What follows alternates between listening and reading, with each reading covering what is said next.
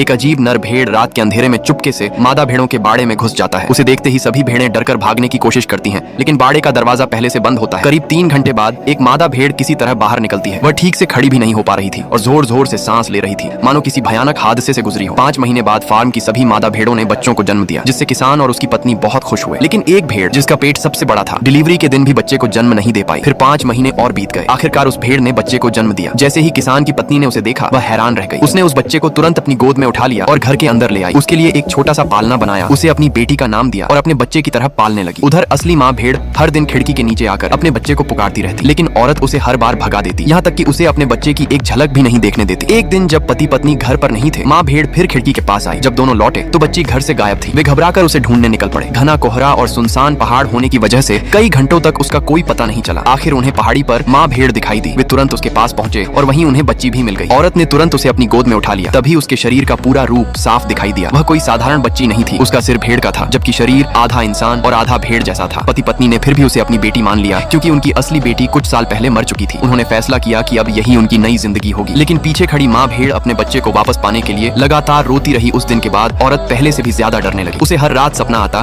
कि भेड़ों का झुंड उसकी बेटी को छीनने आ रहा है। एक रात फिर उसने खिड़की के नीचे माँ भेड़ की आवाज सुनी। इस बार उसने हमेशा के लिए उसका पीछा छुड़ाने का फैसला कर लिया। वह बंदूक लेकर बाहर निकली और माँ भेड़ को गोली मार दी। लेकिन यह सब घर लौटे उसके देवर ने देख लिया। घर के अंदर आते ही उसकी नजर उस आधी इंसान और आधी भेड़ जैसी बच्ची पर पड़ी, जिसे देखकर वह पूरी तरह हैरान रह गया। उसे लगा कि उसके भाई और भाभी अब इस बच्ची के मोह में अंधे हो चुके हैं। अगले दिन उसने बच्ची की परीक्षा लेने के लिए उसे घास खाने को कहा। बच्ची बिना कुछ सोचे झुककर मुंह से घास खाने लगी। यह देखकर उसका भाई बहुत गुस्सा हो गया और बच्ची को तुरंत अपने साथ ले गया। कुछ दिनों बाद देवर ने भी धीरे धीरे उस बच्ची को अपना लिया। पूरा परिवार फिर से खुशी खुशी रहने लगा। लेकिन एक दिन बच्ची ने बाहर एक अजीब भेड़ आदमी को देखा। उसे देखकर वह डर गई और भागकर घर के अंदर आ गई। जब उसने आईने में खुद को देखा, तब उसे एहसास हुआ कि वह उसी भेड़ आदमी जैसी दिखती है। उधर वह भेड़ आदमी धीरे धीरे उनके घर के करीब आता जा रहा था। एक दिन जब पिता बच्ची को लेकर बाहर घूम रहे थे, तभी अचानक गोली चलने की आवाज गूंजी। वह भेड़ आदमी दरअसल बच्ची का असली पिता था। वह अपनी बेटी को वापस ले जाने आया था। गोली लगने से पिता जमीन पर गिर पड़े। बच्ची रोते हुए उनसे लिपट गई, लेकिन भेड़ आदमी ने उसका हाथ पकड़ लिया और अपने साथ चलने को कहा। पिता ने आखिरी बार बच्ची का हाथ पकड़ने की कोशिश की, लेकिन वह जानते थे कि वह किसी और की संतान है। आखिरकार बच्ची अपने असली पिता के साथ चली गई। जब उसकी माँ वहाँ पहुंची, तब तक बहुत देर हो चुकी थी। पति की मौत हो चुकी थी और उनकी बेटी हमेशा के लिए जा चुकी थी। वह अकेली मैदान में खड़ी फूट फूट कर रोती रही, क्योंकि अब उसकी दुनिया पूरी तरह उजड़ चुकी थी।